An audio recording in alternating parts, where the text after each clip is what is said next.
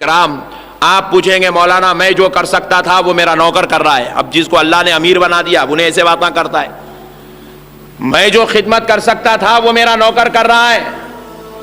سن، نوکر کروڑ درجے ماں باپ کی خدمت کر لے تب بھی نوکر ہی ہے، اور ماں باپ کے قدموں کے نیچے جنت نوکر کے لیے نہیں ہے، بیٹے کے لیے ہے. کس کے لیے بھائی؟ نوکر لکڑی دے گا تو نوکر کو ثواب ملے گا، جنت نہیں ملے گی. نوکر ماں باپ کو پانی پلائے گا، کار میں بٹھا کے شہر گھما کے دواخانے میں علاج کرا کے لائے گا، نوکرانی وہاں ٹھہر کے، خادمہ وہاں ٹھہر کے گولیاں کھلائے گی تو ثواب ملے گا. مگر بیٹا جب یہ کام کرے گا تو جنت مل جائے گی، اللہ راضی ہو جائے گا، رسول پاک راضی ہو جائیں گے. میرے پیارے بھائی، آج جو لوگ ماں باپ کو بڑھاپے کی حالت میں چھوڑ کر، مصیبتوں میں چھوڑ کر اتنے بڑے بڑے کام کرنے لگے ہیں، دولت کمانے چلے گئے، انبار کمانے چلے گئے، نئے نئے کام کر رہے ہیں، نئے نئے کام کر رہے ہیں. میں پوچھ رہا ہوں کون سی دنیا کے لیے کر رہے ہو؟ کون سی دنیا کے لیے کر رہے ہو؟ کروڑوں روپیہ کما کر لوگوں نے رکھ لیا، ماں باپ کو آج جو ہے صحیح طریقے سے مہینے کی جو ہے نظر بھی پیش نہیں کر سکتے. کیا فائدہ اسی دولت کا جو ماں باپ کے لیے خدمت میں نہ ہے؟ کیا فائدہ ایسے مال کا؟ ارے اپنی اولاد 40 لاکھ روپے لگا کر ایک بیٹا اپنے بیٹے کو MBBS میں ایڈمیشن دلانے کو تیار ہے، اپنی اولاد کے لیے 80 لاکھ روپے لگا کر ڈاکٹریٹ میں ایڈمیشن دلانے کو تیار ہے، اور ایک 2-4 ہزار کر کے ماں باپ کا صحیح علاج کرانے کو تیار نہیں. افسوس ہے اسی اولاد پر، تعجب ہے ایسے لوگوں پر. ارے جن کا دودھ پی کر تو بڑا ہوا، جن کے خون سے تجھے سینچا گیا، اس ماں باپ کے لیے ایک پیسہ خرچہ کرنے کے لیے بیٹا سوچتا ہے؟ خدا کی قسم سن لے، تو اپنی دولت سے پوری کائنات تو خرید سکتا ہے، مگر ماں کے سینے میں بننے والے دودھ کے 2 قطرے نہیں خرید سکتا ہے. 2 قطرے دودھ کے نہیں خرید سکتا جو ماں کے سینے میں اس کے رب نے بنایا ہے. ماں کا مقام بہت اونچا ہے دوستو. قربان جائیں رسول پاک رحمت للعالمین صلی اللہ تعالی علیہ وآلہ وسلم کیا ارشاد فرماتے ہیں؟ آقا علیہ الصلوۃ والسلام نے ارشاد فرمایا، حضرت ابو ہریرہ رضی اللہ تعالی عنہ روایت کرتے ہیں،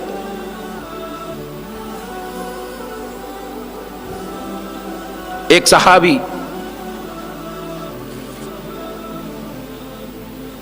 حضور صلی اللہ علیہ وسلم کے دربار اقدس میں تشریف لائے، عرض کرنے لگے یا رسول اللہ،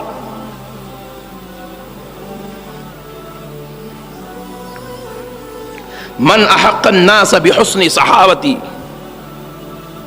کون ہے جس کے ساتھ سب سے زیادہ بہترین سلوک کیا جائے، جس کے لیے سب سے اچھی خدمت پیش کی جائے، حسن سلوک کیا جائے، کون ہے؟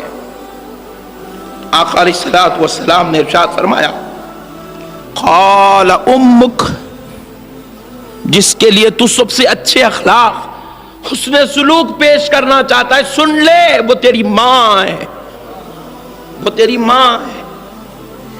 نوجوانوں، ہم نے اپنی ماں کا مقام نہیں سمجھا. ماں چاہے گناہگار ہو، ماں چاہے خطاکار ہو، ماں چاہے سیاکار ہو، ماں چاہے بدکار ہو، جب اولاد کے حق میں ہاتھ اٹھا دیتی ہے، اس رب کعبہ کی قسم اس کا عرش ہلنے لگتا ہے. جب تک ماں ہاتھ نہیں گراتی، اللہ کہتا ہے آج تو گواہ رہنا، میں نے اس ماں کی دعا اس بیٹے کے حق میں قبول فرما لی ہے. بیوی اگر ہاتھ اٹھائے یہ شان نہیں ہے، ماں اگر ہاتھ اٹھا دے تو اولاد کے لیے عظمت ہے. جن کے پاس ماں باپ ہے دوستو، ماں باپ سے جھگڑا مت کرو، ماں باپ سے ٹینشن مت لو، ماں باپ سے اختلاف مت کرو. ماں باپ کی محبت، ماں باپ کا پیار، ماں باپ کی محبت، ان کی دعا، ارے ان کی دعا تو بہت بڑی چیز ہے. وہ مسکرا کے ایک نظر بھی ڈال دے، خدا کی قسم بڑی کامیاب چیز ہے. وہ بہت بڑی نعمت ہے، وہ بہت بڑی نعمت ہے، اور یہ نعمت سب کو نہیں ملتی. یہ انہی خوش نصیبوں کو ملتی ہے جن کو اللہ پسند کرتا ہے، جن کو رسول اللہ پسند کرتے ہیں. اور اللہ یہ نعمت ان کو دیتا ہے جن کے نام دروازوں پر لکھے جاتے ہیں، جن کے نام جنت کے دروازوں پر لکھے جا چکے ہیں. ماں باپ کے ساتھ قدر کرو دوستو. جن کے ماں باپ زندہ ہیں ان کے لیے وہ بہت بڑی نعمت ہے. پھر آقا علیہ الصلوۃ والسلام پھر وہ صحابی پوچھتے ہیں قال ثم من. صحابی نے عرض کیا یا رسول اللہ پھر اس کے بعد کس کا حق ہے؟ میں اپنی ماں کے لیے حسن سلوک کروں، پھر اس کے بعد کس کا حق ہے کہ میں کس کے لیے حسن سلوک کروں؟ نبی پاک صلی اللہ علیہ وسلم نے ارشاد فرمایا ثم امک، پھر تیری ماں کا ہی حق ہے.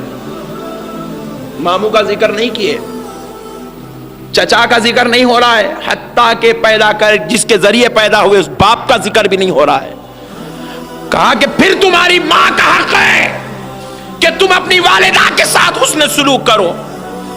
پھر اس کے بعد قال ثم من، یا رسول اللہ پھر اس کے بعد کس کا حق ہے؟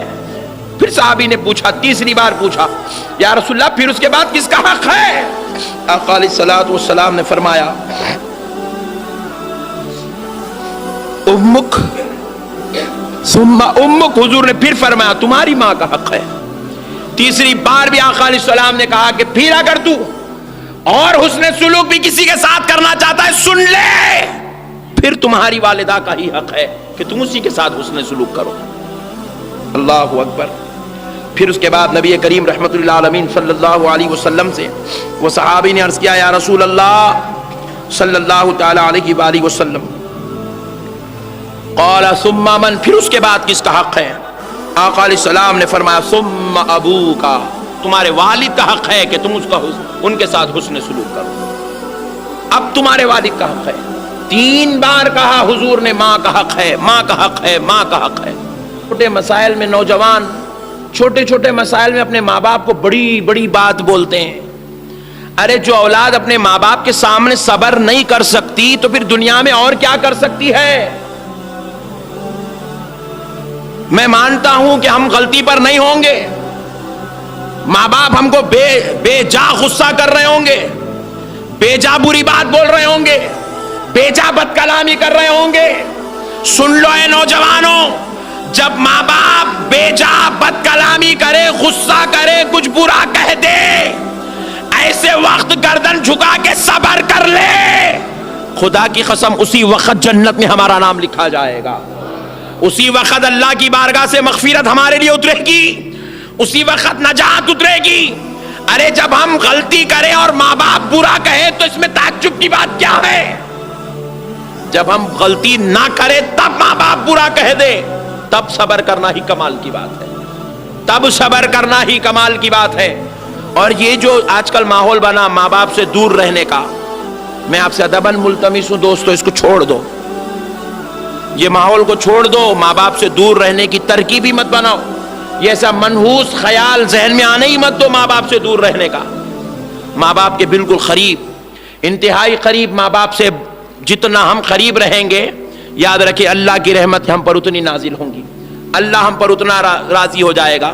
ایک مشہور واقعہ ہے، مورخین نے تحریر فرمایا ہے، اکثر کتب میں اس واقعے کو لکھا گیا. ایک بادشاہ وقت میدان جنگ میں تھے اور جو ہے اپنی فوج کو لے کر دشمن سے مقابلہ کر رہے تھے. جب وہ مقابلے کے لیے میدان جنگ میں ہیں، ان کی فوج ہلاک ہوتی جا رہی ہے، ہلاک ہوتی جا رہی ہے، ہلاک ہوتی جا رہی ہے، ہلاک ہوتی جا رہی ہے، حتیٰ کہ یہ بھی اپنے خیمے سے تیر بھالے اور تلوار لیے گھوڑے پہ بیٹھ کے خود بادشاہ وقت میدان جنگ میں نکل پڑے.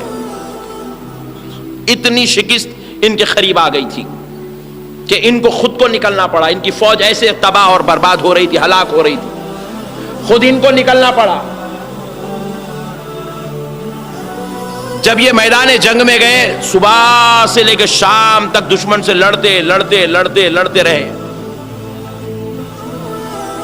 اور جب بادشاہ وقت ہے، وہ بیچارہ کبھی لڑنا کرنا اس کی عادت نہیں تھی، لیکن آج پہلی بار میدان جنگ میں اتنی شدت سے اتر گیا، تھک کے چور چور ہو گئے. اندھیرا چھایا، فوجیوں نے ان کو اپنے خیمے کی طرف بڑی حفاظت سے لے آئے اور ان کے لیے جو خیمہ ڈالا گیا تھا وہ خیمے میں ان کو بستر پر سلائے.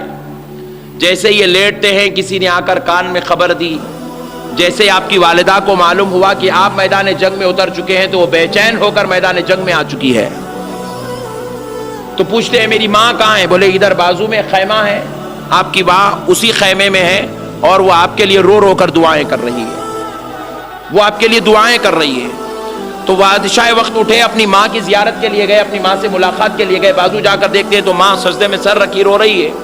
تو آپ نے کہا کہ میں اپنی ماں کو ڈسٹرب نہیں کروں گا، پھر واپس آئے خیمے میں۔ اب لیٹنا چاہ رہے ہیں کیونکہ جسم چور چور ہے، دن بھر میدان جنگ میں تھے، بادشاہ وقت ہے، دن بھر میدان جنگ میں تھے۔ اللہ رب العزت نے کیا کیا؟ بادشاہ وقت کو اپنی ماں کی محبت عطا کی تھی۔ وہ دیکھتے ہیں کہ اب اگر میں لیٹ جاؤں، ادھر اگر پیر کروں تو قبلہ معظم ہے، ادھر پیر کروں تو مدینہ پاک ہے، ادھر پیر کر لوں تو میری ماں ہے، میری ماں ہے۔ اور جدھر طرف انہوں پیر کرنے کے لیے ایک جگہ رہ گئی تھی، ان کو یاد آیا کہ ہمارے ساتھ چند کتب ہائے مبارکہ اور قرآن مقدس کتابیں لائی گئی ہے، اس کی لائبریری انہوں نے ادھر ہی بنا رکھی ہے۔ لائبریری سے مراد وہ خیمہ ہے جس میں کتب رکھے ہوئے تھے۔ تو اب انہوں نے سوچا کہ اگر یہ ساری چیزوں کی طرف اگر میں پیر کر دوں کہیں بے ادبی نہ ہو جائے۔ ایک رخ تھا تو اب ادھر ماں بیٹھی ہوئی ہے، ساری رات بادشاہ پیر قریب کر کے بیٹھا رہا، ماں کی طرف پیر نہیں کیا۔ اللہ کو یہ ادا اتنی پسند آئی، فجر ہونے سے پہلے اس کے مقدر میں جو شکست تھی رب نے میٹ دی اور وہاں پر فتح تحریر فرما دی۔ بادشاہ فجر کے بعد میدان جنگ میں اترتے ہیں، ایسے دشمنوں کو کاٹتے ہیں کہ سورج ڈوبنے سے پہلے اللہ ان کو فتح نصیب فرما دیتا ہے، فتح نصیب فرما دیتا ہے۔ بعد واپس آئے، کسی راہب نے بتایا، کسی اللہ والے نے بتایا کہ سنو یہ فتح جو تمہاری تھی، میں دیکھ رہا تھا کہ یہ شکست لکھی ہوئی تھی، پھر تمہیں فتح کیسے نصیب ہوئی؟ انہوں نے مراقبہ کیا تو پتا چلا کہ تو نے جو ماں کا ادب کیا، اللہ نے اس کے بدلے تجھ کو کامیابی عطا فرما دی، شکست کے بجائے رب نے فتح عطا فرما دی۔ دوستو، دنیا کے ہر میدان میں جیتنے کے لیے ماں کی دعا ضروری ہے، ماں کا احترام ضروری ہے، ماں کی تعظیم ضروری ہے۔ ماں کے بغیر، ان کی دعاؤں کے بغیر کوئی انسان کو اللہ کا فضل نصیب نہیں ہو سکتا۔